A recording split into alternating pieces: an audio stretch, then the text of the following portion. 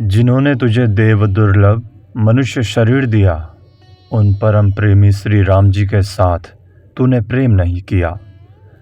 उन्होंने ऐसे अच्छे कुल में जन्म और सुंदर शरीर दिया है जो अर्थ, धर्म, काम और मोक्ष का कारण है, जिसे पाकर ज्ञानी लोग भगवान शिव अथवा कृष्ण के परम पद को प्राप्त करते हैं। फिर ये भारतवर्ष देश, पास ही देव नदी गंगा जी, कैसा सुंदर स्थान है। साथ ही सत्संग भी उत्तम है। इतने पर भी अरे कायर, तेरी कुबुद्धि के कारण इन सब साधनों की कल्पलता भी विषैले फल फला चाहती है। अर्थात इतने सुंदर साधनों को पाकर भी तू अपने बुद्धि दोष से इनका दुरुपयोग ही कर रहा है। अब भी समझ ले, मन लगाकर परमार्थ की बात सुन। वो बात कल्याण करने वाली है और इस संसार में भी उससे अपना स्वार्थ सिद्ध होता है।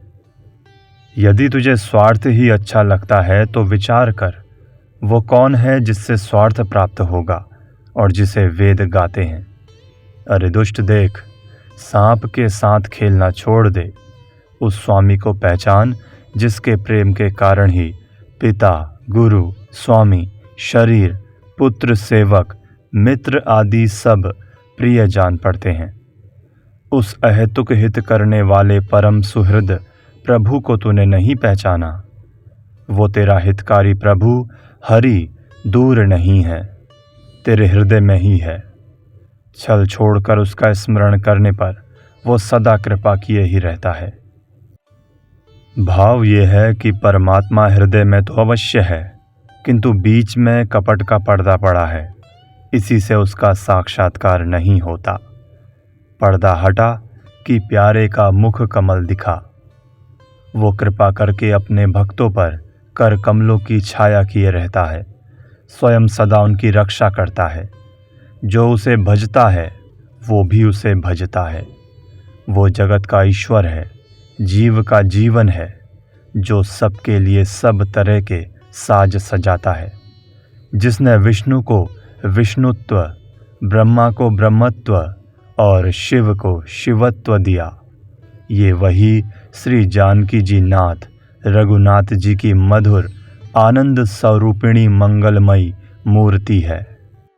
यद्यपि वो बहुत ही बड़ा स्वामी है, सभी का अधीश्वर है, तथापि वो महान, सुशील, सुंदर और सरल है। अरे जिसका ध्यान शिव को भी दुर्लभ है, उसने उठकर केवट को हृदय से लगा लिया। हृदय से लगाकर मिलते ही उसकी आंखों में आंसू भर आए और प्रेमवश शरीर शिथिल सा हो गया।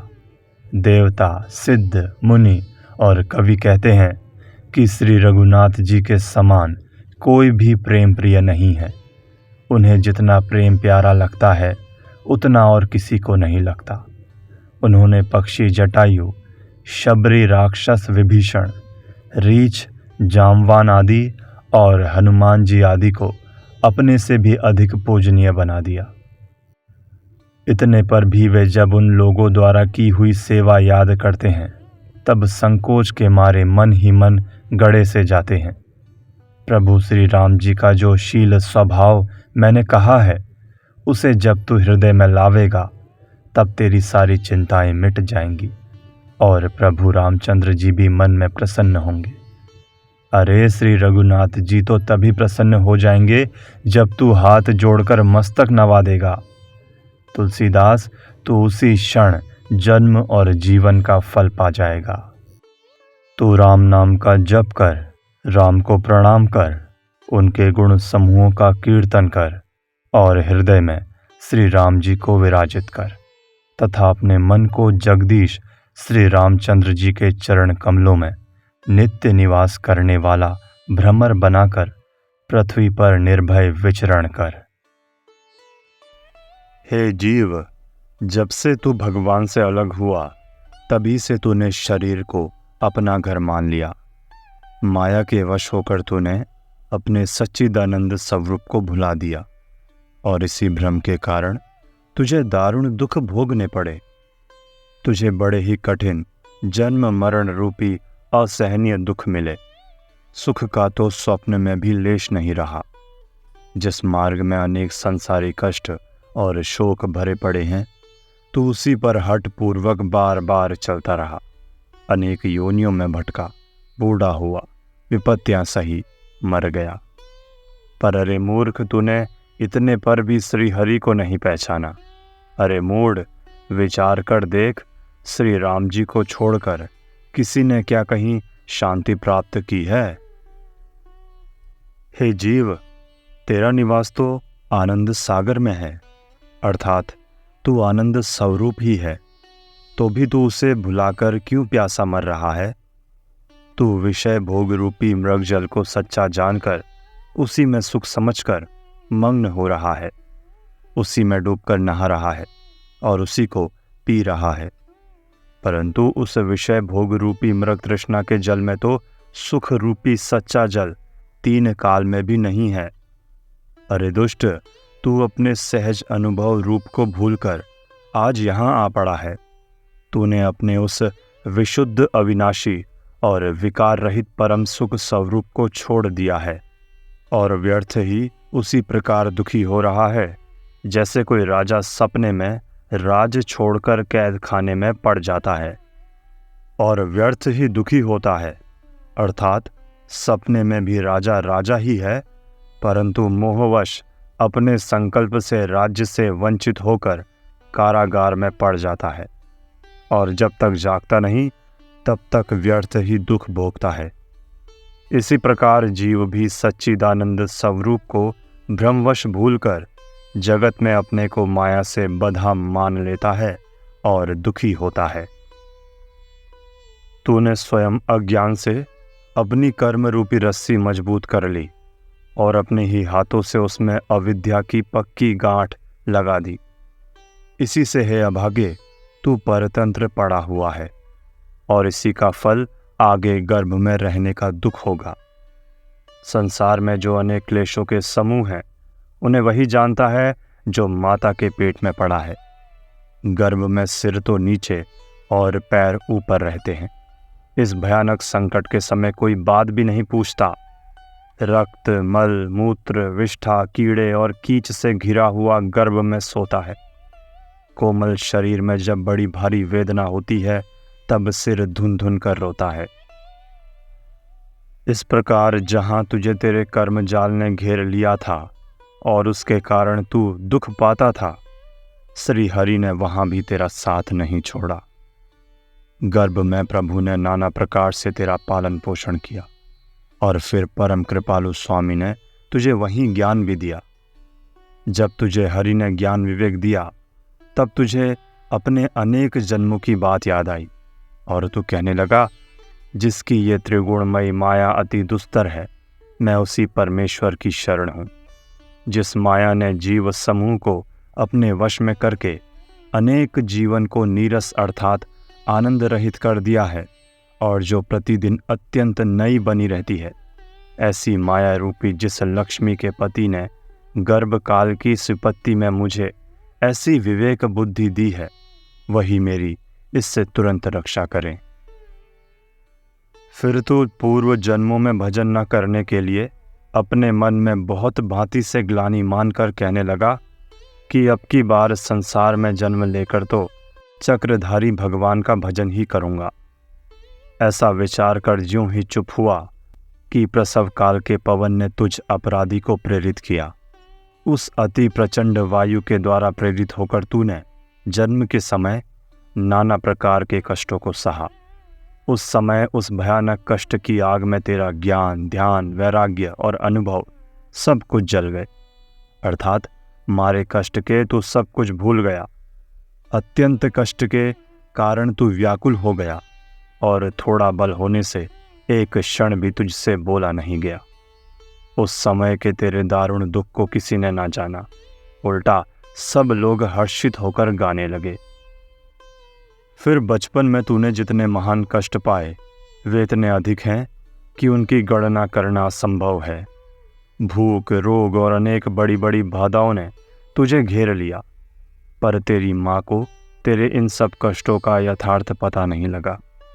माँ ये नहीं जानती कि बच्चा किस लिए रो रहा है। इससे वो बार बार ऐसे ही उपाय करती है जिससे तेरी छाती और भी अधिक जले।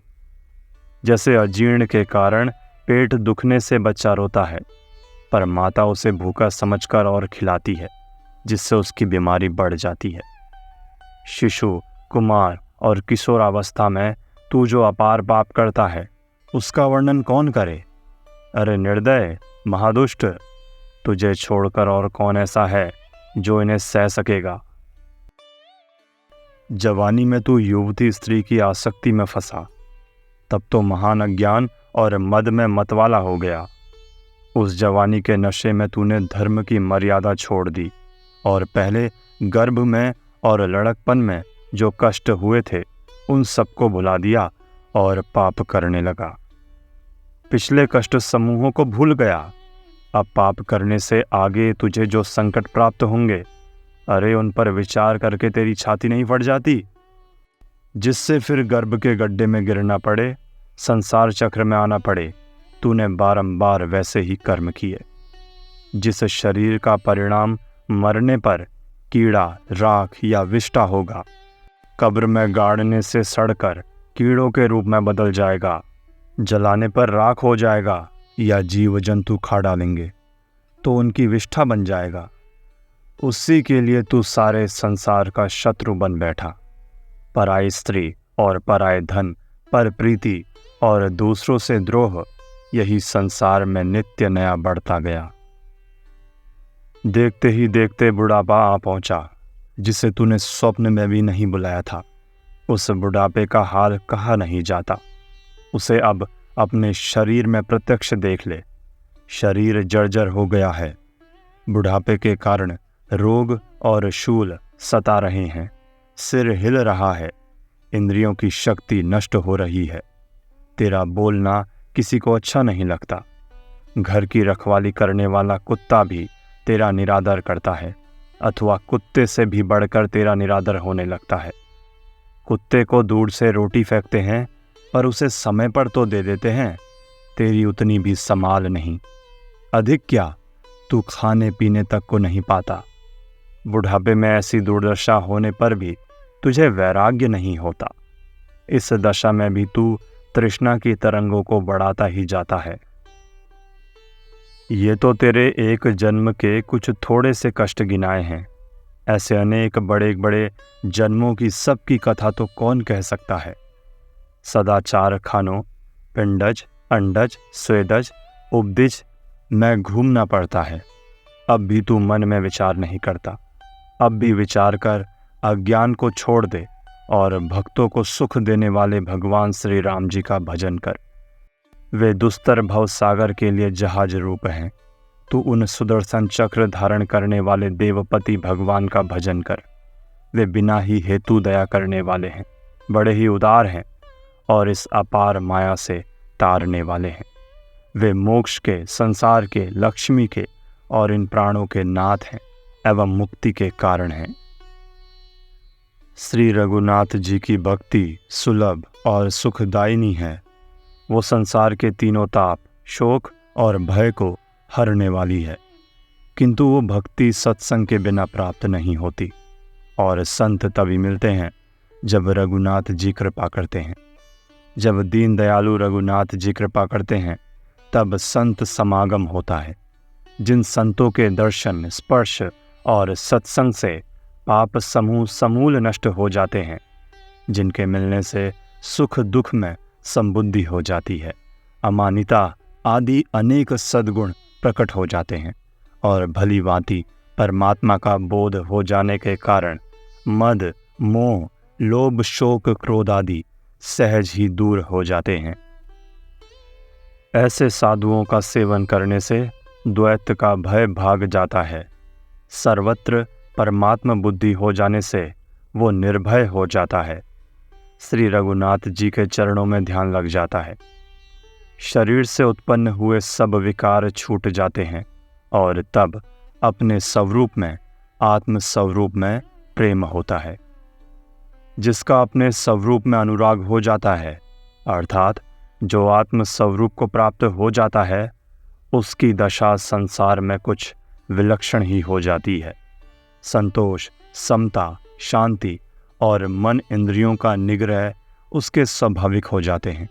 फिर वो अपने को देहधारी नहीं मानता, अर्थात उसका देहात्म बोध चला जाता है। वो विशुद्ध संसार रोग रहित और एक रस हो जाता है। फिर उसे हर्ष शोक नहीं व्यापता।